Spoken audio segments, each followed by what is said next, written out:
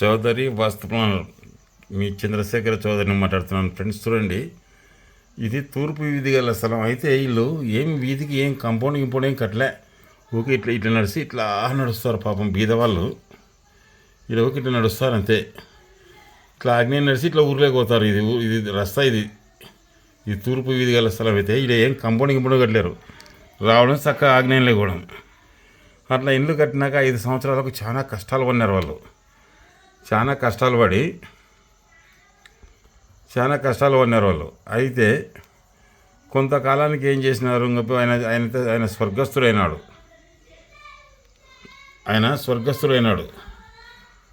స్వర్గస్థుడైన తర్వాత ఏం చేయాలో అర్థం కాక ఆమె పిల్లల్ని పట్టుకొని పిల్లల్ని పెద్దగా చేసుకొని అన్నీ చేసింది. అప్పుడు ఇల్లు కట్టినాక 3 ఏళ్ళకి ఆయన స్వర్గస్థుడైనాడు. ఏదో పిల్లది పెళ్లి చేసి, మాపది పెళ్లి చేసి, పిల్లలకి పెళ్లి చేసుకొని ఇది కాస్త కూస్త డబ్బులు సంపాదించుకొని మళ్ళీ ఇల్లు కట్టుకున్నాలనే ఆలోచనతోనే అందరూ వాస్తు బాగాలేదు, అది బాగాలేదని చెప్తే అట్లా కాదమ్మా, ఈ ఆగ్నేయం అనేది తీసేయాల. ఇక్కడ ఆగ్నేయం తీసేసి ఇల్లు ఇక్కడ నుంచి రావాలా. మీరు వీళ్ళతో కలుపుకొని ఏదైనా చేసుకొని మీరైనా చక్కగా చేసుకొని ఈడ నడచకూడదు. ఈడ నడచాలమ్మా మీరు ఎప్పుడే కానీ. ఈడ ఖాళీ ఉండాలా, ఇక్కడ ఇల్లు కట్టుకోవాలని చెప్తే సర్లేనైనా ఎటువంటి తిప్పలు పడతామని ప్లాన్ ఇచ్చిపోతే ఇట్లా ఇచ్చినాను. 2 రూములకే ఇచ్చినాను ఫ్రెండ్స్.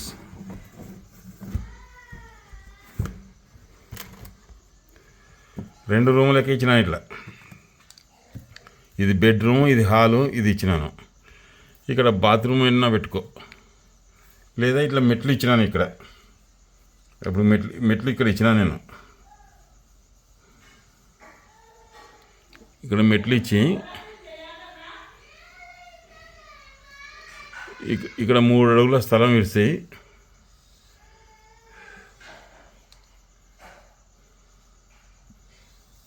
ఇట్లా మెట్లు ఇచ్చినాను. ఇట్లా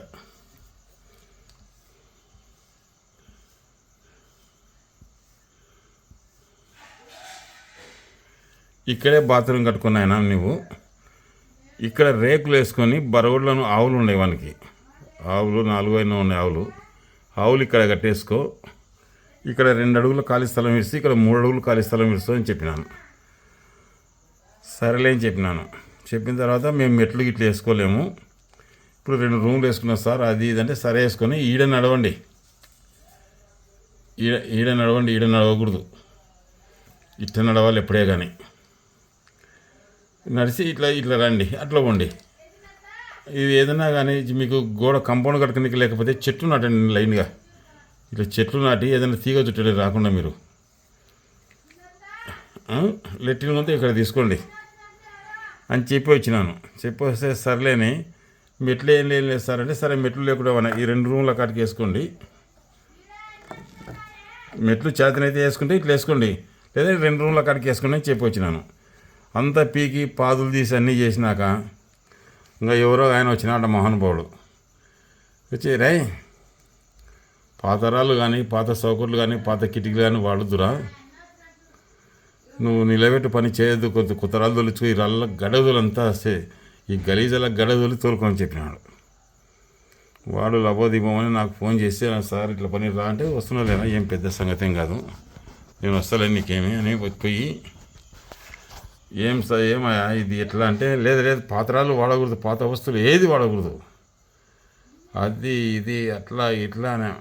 బాగుంది, మీ ఇంట్లో అవి లేవా పాతవి అన్నీ కొత్తవేనా అంటే, అట్లా కాదు, ఇది గృహము ఎట్టన్నా కానీ మీ ఇంట్లో వాడే ఆడి మంచి కూడా నువ్వు ఏట చేసుకుంటున్నావా, లేకుంటే కొత్త ఆమె చేసుకుంటున్నావా ఏట చెప్పు. ఏట ఒక పిల్లని చేసుకుంటున్నావా, గమ్మత్ చేస్తున్నావా? ముద్రగడ రామారావు గారు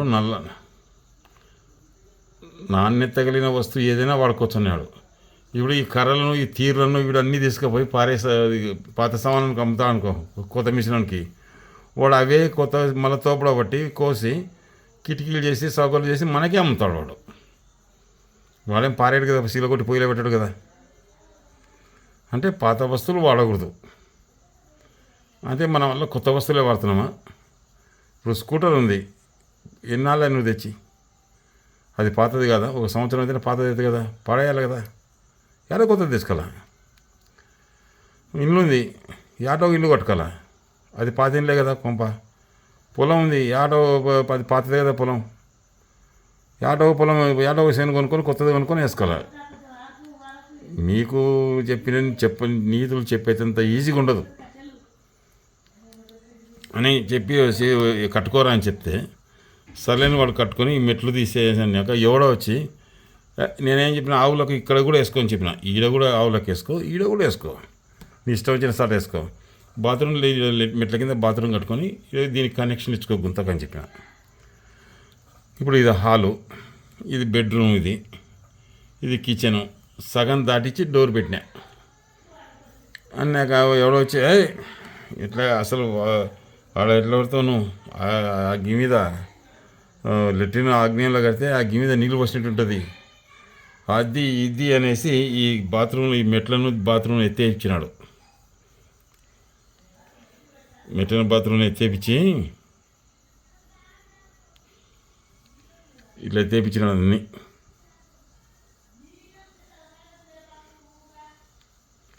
మెట్లను ఎత్తేపించి అన్నిటిని ఎత్తేపించి ఏం చేసినాడు, బాత్రూమ్ లెటర్ ఈడ కట్టించినాడు.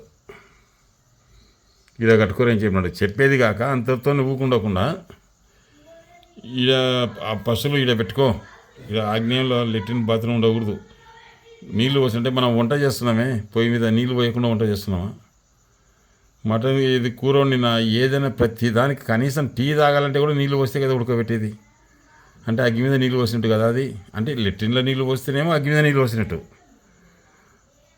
పొయ్యి మీద నీళ్ళు పోస్తే అవి నీళ్ళు పోసినట్టు కదా. నీళ్ళు కాబెట్టుకునికే కానీ ఏదైనా కానీ లెట్రిన్లో నీళ్ళు పోస్తే మనం స్నానం చేసి నీళ్ళు వస్తేనే ఆగ్నేయంలో నీళ్ళు ఉండకూడదు, మళ్ళీ పొయ్యి మీద ఉండొచ్చా అనేసి చెప్పి ఆయన ఏం చేసినాడంటే బాగా నిజంగా స్వామి చెప్పినాడు, ఆగ్నేయంలో నీళ్ళు పోయకూడదు, అది ఇది మంట అది ఇది అని. ఇది ఉత్తరం, ఇది ఇగో ఇట్లా మెట్లు ఇట్లా కట్టించినాడు మహానుభావుడు. ఇట్లా కట్టించి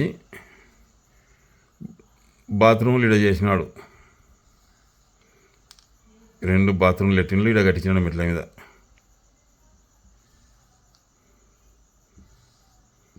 ఇట్లా కట్టించినాడు మెట్లు, ఇట్లా అంటే ఇట్లా ఉత్తరం అద్దు చేసి కట్టించినాడు. కట్టించినాక ఈడ దోగమనే గుంతను ఈయనే దోగించినాడు. ఇగో ఇక్కడ వాకిలి పెట్టించినాడు. మళ్ళా పరమటికి వాకిలి వద్దు, ఇది జరిపోయింది కదా గుంత, ఈడ లెట్రిన్, ఇది ఇక లెట్రిన్ ఇట్లా ఉంది, ఇట్లా పెట్టించినారు సీటు. సరే పెట్టించిన తర్వాత ఎప్పుడైతే ఉత్తరవాయువు నడకబడిందో, వాయువు మూతబడిందో, పెళ్ళైన ఆడపిల్లకి ఇబ్బంది కలిగింది. ఆమె భర్త స్వర్గస్థుడైనాడు. అంటే ఈడ ఉత్తరవాయువు నడకబడే స్థలానికల్లా కొలిచి ఈడ వాయువు మూతబడతాక పెళ్ళైన ఆడపిల్లకి ఇబ్బంది కలిగిన తర్వాత వానికి చెయ్యి లేవకుండా పచ్చవాతం వచ్చినట్ట. అప్పుడు మళ్ళీ నన్ను పిలుస్తున్నాడు, సార్ నాకు పచ్చవాతం చేయి రాకుండా సార్, ఎట్టనా కానీ రా సార్, ఎట్టనంటే ఈ మెట్లు ఎవడు కట్టమంటారా అంటే పలానా ఆయన కట్టమని. వాడిని పిలిచి అడుగుతుంటే నేను ఎప్పుడు చెప్పిన మెట్లు ఈడ కట్టమని చెప్పలే నేను, అసలు నాకేం పడింది అని అంటే ఇక చెప్పు తీసుకుని ఎప్పుడు వండిందే వాని పెళ్ళాం, మున్నా కొడుకు నువ్వు కదా చెప్పినది అని. అట్లా కాదమ్మా, వద్దు అనుకోవడం రాదు, మన కర్మ. నేను ఇతరా నా చన్న పిల్లలకి నేను చెప్పిపోతే నా మాట వినకుండా మీరు చేసి ఇట్లా చేస్తే ఎట్లమ్మా, వద్దు. ఇగో ఈ మెట్లలో వీకేరి సందు చేరి వానికి నయం అవుతుంది. ఈడున్న బాత్రూమ్లు ఇట్నే ఉండని, ఈడ బొర్ర పెట్టి మనకు బూర్సి దీనికి కనెక్షన్ అయ్యారు. ఈడ గుంత కొట్టరి, మీకు మంచి జరుగుతుందమ్మా. ఈడ పశువులు ఈడ కట్టేసుకొని ఇంకా సరే మించిపోయింది, ఇప్పుడు ఖర్చు పెట్టాలని కాదు, వాటికి ఆరోగ్యం నయం కావాలి ముందు. ఈడ ఖచ్చితంగా అప్పుడు ఈడ 4 అడుగుల ఖాళీ స్థలం వస్తుంది. వీటి నుంచి ఇట్లా కనెక్షన్, ఇట్లా బాత్రూమ్ కనెక్షన్ వీటికి ఇచ్చుకొని, అంటే ఈశాన్యమో ఏదైనా మనం ఎన్ని దాటి వస్తున్నాం కడతాను అని చెప్పి ఈ డోర్ బంద్ చేయించిన, తీరా కంప్లీట్గా మూసి పడేసినాం. ఈ డోర్ లేకుండా చేసి ఇక్కడ డోర్ ఇచ్చి ఈడున్న డోర్కు బంద్ చేసినాం అనమాట. బంద్ చేసి కిటికీ పెట్టించినాం. విండో పెట్టి ఇట్లా కిటికీ పెట్టినాం. కిటికీ పెట్టించి ఇట్లా పెట్టి చేసి వచ్చినాక ఇప్పుడు బాగుంది పరిస్థితి. ఫ్రెండ్స్, ఇప్పుడు పాత వాస్తులు లేదు, అది పాతవి వాడకూడదు అవి వాడకూడదు అంటారే. ఇంక మనం బస్సులు తిరిగితే పాత బస్సే కదా ఎక్కేది, రోడ్డు తిరిగితే పాత రోడ్డే కదా ఎక్కి కొత్త రోడ్డు వేస్తారా ఆట. మనం బండి వేసుకుని బండి మనం కట్టే వస్త్రాలు పాతవే కదా, మనం ఉండే కొంప పాతదే కదా, మనం ఇప్పుడు కాపురం చేసే భార్య పాతదే కదా, ఆటో దాన్ని చేసుకుంటామా కొత్తది? ఏంటి మాట్లాడేది? చింత చెట్టు ఫస్ట్ కొంతకాలం చిన్న చిగురు ఇస్తుంది, తర్వాత కొద్దిగా అయినాక పూత ఇస్తుంది, కొంతకాలం చింతకాయలు ఇస్తుంది, తర్వాత చింతకాయలు ఇస్తుంది, తర్వాత సంవత్సరం పోను చింతపండు ఇస్తుంది, తర్వాత ఎండిపోయిన తనువును చీల్చి పొయ్యిలకి కట్టెలు ఇస్తుంది. మనమేమి ఇస్తున్నాం ఆ జనానికి? 1-2 సులకుతులు చేసి దోసుకోవడం తప్ప. తెలిస్తే తెలుస్తాను. ఎందుకంటే మనం చేసేది మనం చూస్తేనే పలకరేయాలన్నా, బాగున్నావా ఎప్పుడు వచ్చినావన్నా, అదన్నా ఇదన్నా పలకరేయాలి. కానీ ఈయన ముండమయ్య ఇటు చేసి మాకు కొంపకు సేట అనకూడదు. కాబట్టి ఫ్రెండ్స్, వాస్తు చెప్పేవాళ్ళు కూడా వాళ్ళు సాధక బాధలు ఎట్లున్నాయని ఒకసారి మళ్ళీ తిరిగి ఎప్పుడన్నా అక్కడ ఊరికి పోయినప్పుడు తిరిగి విచారించి, లేకుండా ఫోన్ చేసి విచారించి, లేదమ్మా మీరు కట్టనే అర్థం కాకుండా వీడియో కాల్ చేయరని చెప్పి. ఎందుకంటే వాస్తు చెప్తాం పోతాం, కానీ వాళ్ళు శాశ్వతంగా తడతడకు పీకి కట్టలేరు. ఒక్కసారి కట్టడానికనే తల ప్రాణం తోకొచ్చింది. కొన్ని మూలలు చెడు బెస్ట్ అయితే కొందరు జీవితాలు నాశనం అవుతాయి.